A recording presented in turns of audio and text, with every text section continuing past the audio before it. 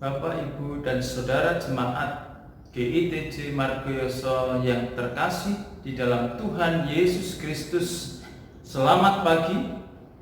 Sekasih karunia dan damai sejahtera dari Allah Bapa dan dari Tuhan Yesus Kristus menyertai kita semuanya. Amin. Bapak, Ibu, dan Saudara Jemaat yang terkasih, kita harus senantiasa mengucap syukur kepada Tuhan. Kita naikkan syukur kita oleh karena kasih-Nya kita masih dapat berjumpa dalam ibadah pagi hari ini. Meskipun kembali kita masih harus bertemu melalui streaming YouTube. Namun Bapak, Ibu, dan Saudara, bukan berarti hal ini membuat sukacita kita harus berkurang. Kita harus tetap bersukacita, dan mari kita wujudkan sukacita kita pagi hari ini dengan memuji Tuhan dari Kidung Jemaat nomor 3 bait 1 dan bait yang kedua. Kita pujikan bersama-sama.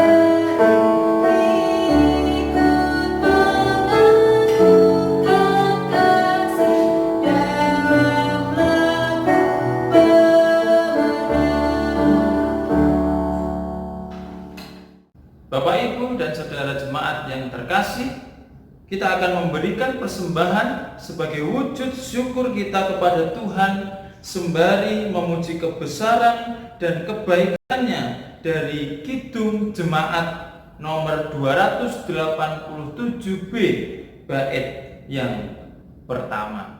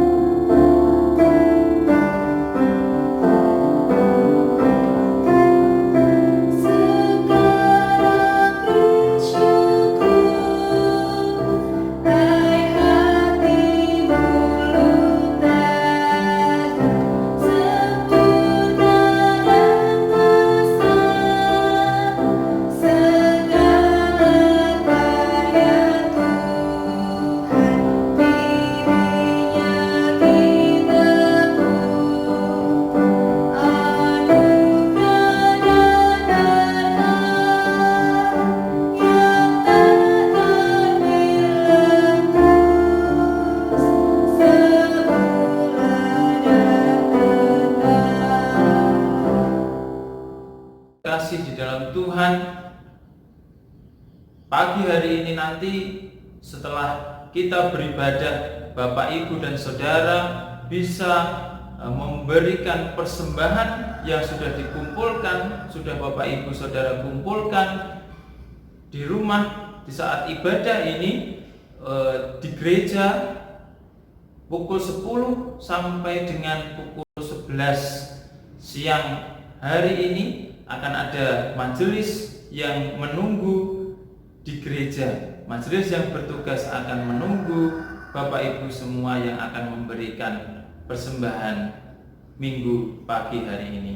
Untuk itu marilah kita berdoa mengaturkan persembahan kita kepada Allah. Mari bersama kita berdoa.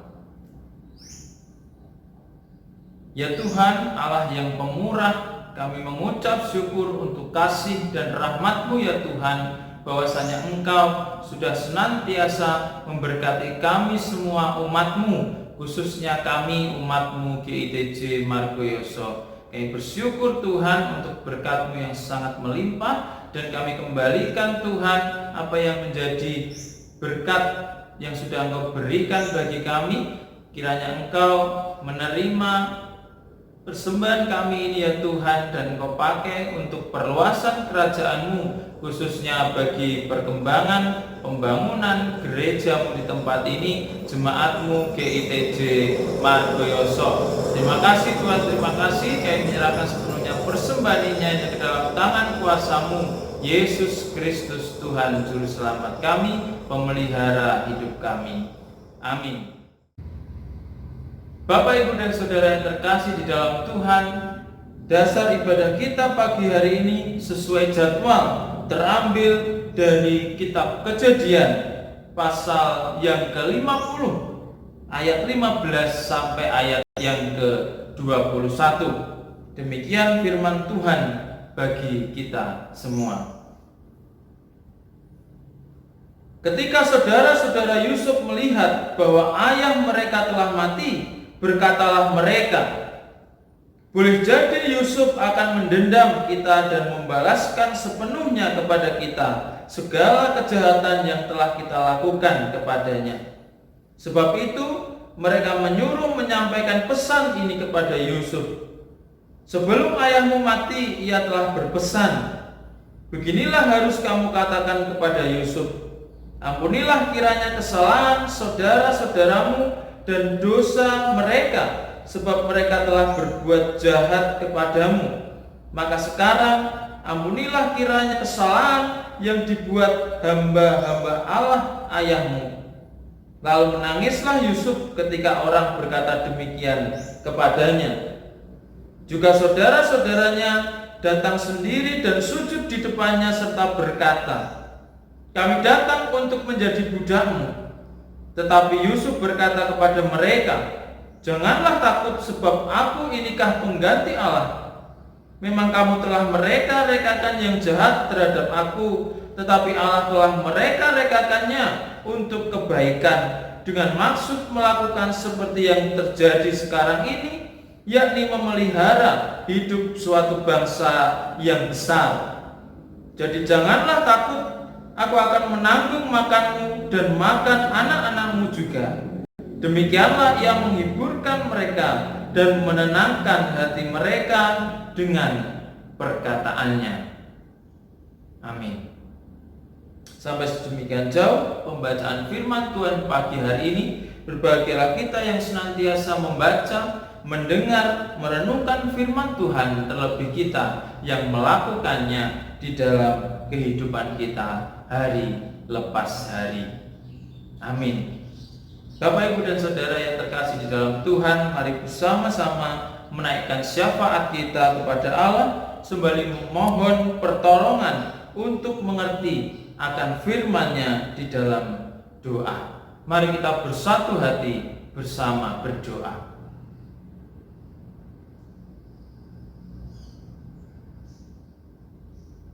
Ya Tuhan Allah kami yang hidup, yang bertahta di kerajaan surga, dan kami kenal di dalam juru selamat kami, Yesus Kristus.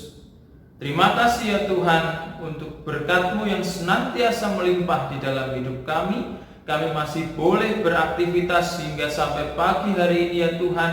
Engkau memberikan kesehatan untuk kami dapat berkumpul bersama-sama, bersekutu di dalam satu waktu yang sama, walaupun tidak di dalam satu tempat yang sama. Kami masih harus menghadap kehadirat-Mu dari rumah kami masing-masing, karena pembatasan sosial yang harus kami taati, yang menjadi sarana penanggulangan wabah corona COVID-19 yang saat ini terjadi dan juga berdampak kepada negara kami Indonesia. Namun kami tetap bersyukur ya Tuhan, karena Engkau senantiasa memelihara hidup kami hingga detik ini. Terima kasih Bapa di surga, terima kasih. Kami menyerahkan ya Tuhan saudara-saudara kami, para pejuang kemanusiaan, pejuang kesehatan yang saat ini menjadi garda terdepan dalam penyembuhan negara kami melawan virus corona COVID-19. Tuhan memberkati senantiasa seluruh tim medis yang terlibat. Tuhan memberkati, memampukan, memberi kekuatan dan kesehatan senantiasa agar perjuangan mereka ya Tuhan boleh membuahkan hasil, yakni membawa kesembuhan dan keselamatan bagi bangsa kami. Terima kasih Tuhan, terima kasih. Kami juga menyerahkan ya Tuhan seluruh jemaat Tuhan di tempat ini. Tuhan memberkati senantiasa, Tuhan menyertai senantiasa baik di dalam rumah tangga, pekerjaan, keluarga, hubungan sosial kemasyarakatan. Tuhan senantiasa memberkati, menyertai, dan biarlah kami semua jemaat Tuhan di tempat ini boleh terus menjadi sarana kemuliaan nama-Mu dimanapun kami berada. Terima kasih Tuhan, terima kasih. Kami bersyukur dan kami juga menyerahkan ya Tuhan saudara-saudara kami yang bekerja di rumah sakit khususnya ya Tuhan. Tuhan memberkati, Tuhan menyertai, memberikan kesehatan senantiasa, melindungi sehingga tidak terjadi apapun kepada saudara-saudara kami, melainkan saudara-saudara kami boleh bekerja dan boleh sehat senantiasa, tidak terkena virus corona. Terima kasih ya Tuhan, terima kasih. Kami serahkan sepenuhnya hidup kehidupan kami hanya ke dalam tangan kuasa-Mu. Kami percaya Tuhan akan senantiasa memberkati. Terima kasih Bapa di surga, terima kasih. Kami sebentar akan tinggal diam di seputaran firman Tuhan. Kiranya Tuhan sendiri yang datang beracara, Tuhan sendiri yang datang dan berbicara di dalam hati kami, sehingga kami boleh mengerti apa yang menjadi kehendak firman-Mu di dalam hidup kami. Hamba-Mu yang Kau percaya untuk menyampaikan kebenaran firman-Mu ini ya Tuhan. Hamba mohon tuntunan dan penyertaan Tuhan. Kiranya Tuhan menutup bungkus dengan kuasa darah Tuhan, sehingga tidak sedikit pun ya Tuhan hamba mencuri kemuliaan-Mu, melainkan biarlah firman-Mu saja yang berbicara kepada kami dan menjadi berkat bagi kami semua. Terima kasih Bapa di surga, terima kasih. Kami menyerahkan sepenuhnya ya Tuhan perenungan firman Tuhan pada pagi hari ini, ibadah kami sampai akhirnya nanti hanya ke dalam satu nama, Tuhan kami Yesus Kristus. Amin.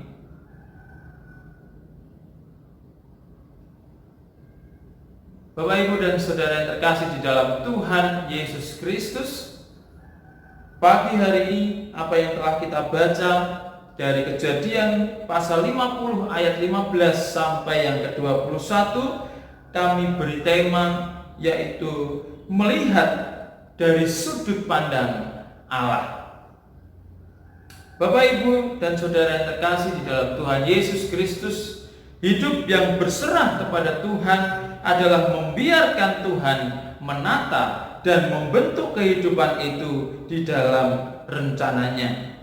Bisa jadi Bapak, Ibu, dan Saudara, rencana itu tidak terduga oleh kita, namun yang pasti rancangan itu adalah rancangan yang baik, rancangan kebaikan bagi hidup kehidupan kita. Peristiwa buruk sekalipun seringkali Tuhan izinkan terjadi di dalam hidup kita, namun dalam hal ini pun peristiwa yang walaupun kita anggap buruk itu ialah sebagai sumber kebaikan, karena bisa jadi saat hal buruk yang terjadi pada kita, Tuhan sedang melaksanakan atau Tuhan sedang melakukan rencana penyelamatan yang besar, tidak hanya bagi diri kita, bukan hanya untuk menolong kita, melainkan juga rencana besar untuk menolong banyak orang, menolong orang-orang di sekitar kita juga. Yang dalam sudut pandang iman, kita telah melakukan panggilan untuk menjadi berkat bagi orang lain dengan terus setia di dalam rencana Tuhan itu.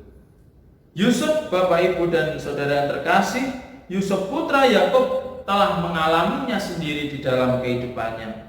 Saat saudara-saudaranya yang melihat bahwa Yakub ayah mereka telah mati, mereka mengira Yusuf akan mendendam dan membalaskan perbuatan jahat yang telah mereka lakukan kepadanya. Oleh karena itu, mereka kemudian menyuruh orang untuk menyampaikan pesan kepada Yusuf supaya Yusuf mau mengampuni kesalahan-kesalahan mereka.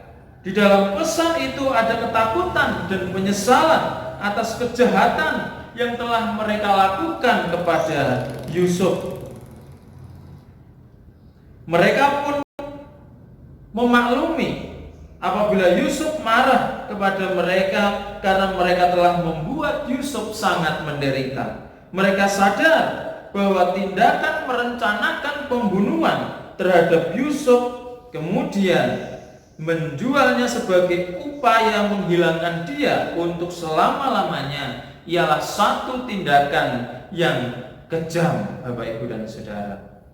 Di pihak lain, menghadapi saudara-saudaranya yang menyesal dan ketakutan, apa yang kemudian Yusuf lakukan? Apa respon Yusuf? Bapak Ibu dan Saudara, Yusuf yang kala itu mengetahui saudara-saudaranya yang berbuat demikian di hadapannya, Yusuf malah menangis. Ketika saudara-saudaranya datang memberi diri sebagai budak dan sujud menyembahnya, Yusuf tidak memakai kesempatan itu untuk melampiaskan kemarahannya, tapi ia malah menghibur dan menguatkan hati mereka, saudara-saudaranya. Bahkan sedikit pun ia tidak berkata kasar kepada mereka. Yusuf mengakui apa yang dilakukan saudara-saudaranya itu adalah jahat, tapi ia merasakan sendiri bahwa di dalam perbuatan jahat saudara-saudaranya itu Allah bekerja melalui perbuatan tidak menyenangkan itu untuk kemudian mendatangkan kebaikan kepada mereka. Allah telah mereka-rekakannya untuk kebaikan dengan maksud melakukan seperti yang terjadi sekarang ini, yakni memelihara hidup suatu bangsa yang besar.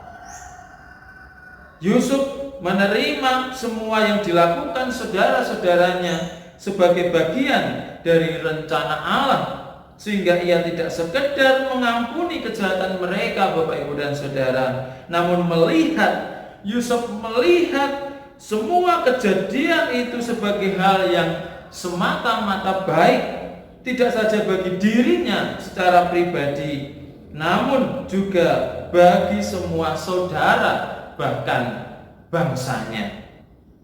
Maka yang dilakukan Yusuf kemudian ialah menanggung kehidupan saudara-saudaranya sebagai wujud kesetiaan pribadi Yusuf kepada rencana Allah, tidak hanya bagi hidupnya, melainkan bagi suatu bangsa yang besar, walaupun ia pada mulanya harus melalui penderitaan yang begitu berat. Bapak, Ibu dan Saudara terkasih di dalam Tuhan, Allah telah berjanji bahwa rancangannya adalah rancangan damai sejahtera yang mendatangkan kebaikan semata bagi orang yang percaya kepadanya. Kita bisa lihat di dalam Yeremia 29 ayat yang ke-11. Maka apapun yang terjadi di dalam hidup kita, sekalipun itu kejadian yang membuat kita terluka, kejadian yang tidak mengenakan, yang membuat kita menderita, percayalah bahwa Allah melakukan semuanya itu untuk kebaikan kita, bahkan bukan atau bisa jadi itu juga akan mendatangkan kebaikan bagi banyak orang. Dalam hal ini kita harus melihat dari sudut pandang Tuhan, Bapak, Ibu, dan Saudara. Apabila kita diperlihatkan kertas putih yang telah diberi titik hitam, Bapak, Ibu, dan Saudara, kemudian ditanya, apa yang saudara lihat? Kebanyakan orang akan menjawab bahwa mereka melihat titik hitam tanpa peduli pada kertas putih tersebut. Hal ini, Bapak, Ibu, dan Saudara, membuktikan bahwa kecenderungan manusia adalah melihat segala sesuatu dari sudut pandang negatif. Jadi orang tidak akan banyak orang yang akan mengatakan bahwa saya melihat kertas putih dengan titik hitam. Kebanyakan orang akan langsung menjawab, saya melihat titik hitam. Jadi kertas putih itu diabaikan. Itu menunjukkan bahwa kecenderungan manusia ialah melihat segala sesuatu dari sudut pandang yang negatif. Titik hitam, Bapak, Ibu, dan Saudara, walaupun kecil namun mampu membuat seluruh pandangan lebih condong melihatnya dan bahkan hanya melihatnya saja. Ini menjadi peringatan bahwa oleh karena dosa, manusia punya kecenderungan untuk selalu ada di sudut pandang yang negatif. Bapak, Ibu, dan Saudara yang terkasih di dalam Tuhan, orang percaya yang mengimani bahwa hidupnya ada di dalam kendali Tuhan seharusnya melihat segala sesuatu dari sudut pandang Tuhan. Bahwa Tuhan selalu punya rencana yang baik bagi manusia yang dikasihinya. Ia sendiri telah rela berkorban, menderita, bahkan mati, maka ia akan rela melakukan apapun untuk kebaikan manusia, terlebih kita umatnya. Mati di kayu salib sebagai korban penebusan dosa ia mau, dan tentunya ia akan rela melakukan apapun untuk kebaikan kita umatnya. Bapak, Ibu, dan Saudara, Yusuf meletakkan arah pandangnya hanya pada sudut pandang Tuhan. Itu yang menyebabkannya sama sekali tidak melihat penderitaan yang ia jalani selama bertahun-tahun itu sebagai suatu hal yang jahat. Ia melihat bahwa sejak awal Tuhan telah menunjukkan jalan hidupnya melalui mimpi yang dapat ditafsir bahwa ia akan menjadi penguasa atas saudara-saudaranya. Kita bisa melihat dari Kejadian 37 ayat 5 sampai yang ke-11. Artinya, Bapak, Ibu, sejak awal Allah sudah punya rencana yang besar dan indah bagi Yusuf. Rencana itu berjalan melalui kebencian dan sikap jahat saudara-saudaranya. Yusuf menjadi teladan iman bagi kita yang melihat segala sesuatu yang dialaminya dari sudut pandang Tuhan. Membangun perspektif Tuhan, membangun sudut pandang dari sudut pandang Tuhan seperti yang dilakukan oleh Yusuf, Bapak, Ibu, dan Saudara, menahan diri dari segala kemungkinan pembalasan yang kebanyakan manusia akan mudah tergoda untuk melampiaskan, dapat dilakukan bila memiliki karakter Tuhan di dalam diri pribadi. Tidak mudah, Bapak, Ibu, dan Saudara, ketika ada orang lain kemudian mengaku bersalah kepada kita. Umumnya atau kebanyakan pasti seorang individu akan mencari celah ataupun berusaha ataupun secara normal dia akan punya rasa ataupun bahkan kemudian langsung melakukan untuk menghukum, untuk membalas kejahatan yang pernah ia terima. Tetapi Yusuf memberikan teladan yang begitu luar biasa, yakni melihat segala sesuatu yang dialaminya itu walaupun buruk, dia melihatnya dari sudut pandang Tuhan yang membawanya kepada satu kebaikan, bukan hanya kebaikan untuk dirinya pribadi, melainkan juga untuk saudara-saudaranya, bahkan juga bangsanya. Dan itu bisa dicapai, dapat dilakukan hanya apabila kita memiliki karakter Tuhan di dalam diri kita. Yusuf memiliki karakter Tuhan di dalam dirinya. Itu yang membuat Yusuf akhirnya dapat menangani dan mengolah seluruh kejadian yang sudah diterimanya itu sesuai dengan sudut pandang Tuhan, sudut pandang Allah, serta menggunakan kekuatannya untuk memberkati saudara-saudaranya tanpa sedikit pun membalas perbuatan mereka. Pembentukan karakter seperti ini, Bapak, Ibu, dan Saudara, pembentukan karakter Tuhan terjadi dalam krisis yang diperkenankan Tuhan terjadi dalam hidup orang yang menyerahkan hidupnya sepenuhnya kepada Allah. Hal yang perlu diperhatikan adalah kepekaan untuk memaknai jalan hidupnya yang sulit dan penuh penderitaan sebagai tanda kasih Tuhan, yang tentunya itu sangat tidak mudah, Bapak, Ibu, dan Saudara. Kita ketika berada di masa yang sulit, kita akan cenderung menyalahkan Tuhan. Namun ketika kita bisa memaknai jalan hidup yang sulit dan penuh liku dan batu tajam sebagai tanda kasih Tuhan, maka kita akan bisa memiliki karakter Tuhan di dalam hidup kita, sehingga kita boleh terus ada di dalam sudut pandang Tuhan, melihat segala sesuatu dari sudut pandang Allah. Yang utama yang harus kita kerjakan ialah memberikan diri untuk dibentuk secara utuh oleh Tuhan. Dalam hal ini, Bapak, Ibu, dan Saudara, apapun yang terjadi, tetaplah punya prasangka yang baik tentang Tuhan, dan lihatlah setiap detail dari kesulitan dan penderitaan yang kita alami di dalam hidup kita untuk menemukan kehendak Allah. Bapak, Ibu, dan Saudara yang terkasih, memang Yusuf sejak awal sudah diberitahu dalam mimpi, namun ia belum memahami apa maksud dari mimpi itu.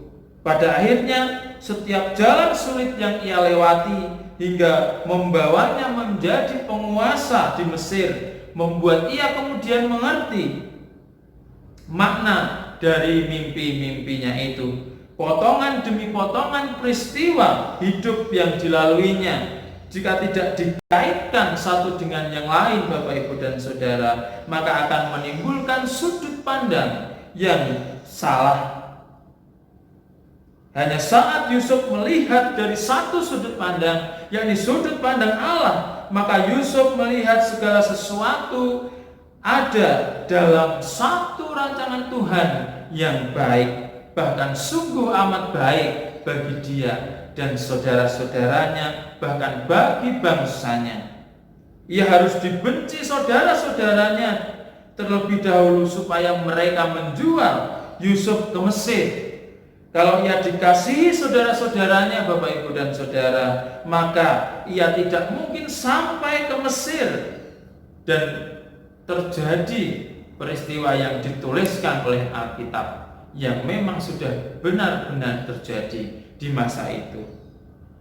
Kalau ia tidak dimasukkan Potifar ke penjara, maka ia tidak mungkin mengenal juru minum dan juru roti Fir'aun, lalu punya kesempatan menafsirkan mimpi mereka.